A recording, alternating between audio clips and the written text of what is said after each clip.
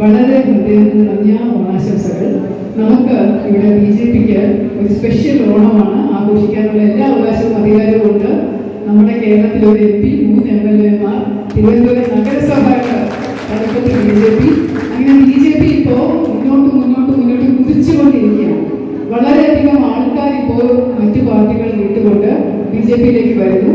ചില 2 പോകണമെങ്കിലും കുഴപ്പമില്ല.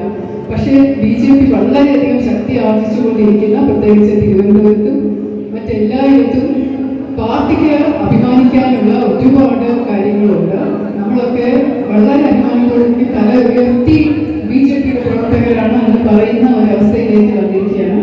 അതുകൊണ്ട് ഈ ഒരു ഉത്സവം, ഈ ഒരു ഓണാഘോഷം വളരെ പ്രത്യേകതയുള്ളതാണ്. അത് നമുക്ക് അടിച്ചു പൊളിച്ച് ആസ്വദിക്കാം. എല്ലാവർക്കും സമ്പൽസമൃദ്ധി നിറഞ്ഞ ഐശ്വര്യപ്രദമായ സന്തോഷമുള്ള നന്മ നിറഞ്ഞ ഒരു ഓണമായിരിക്കട്ടെ.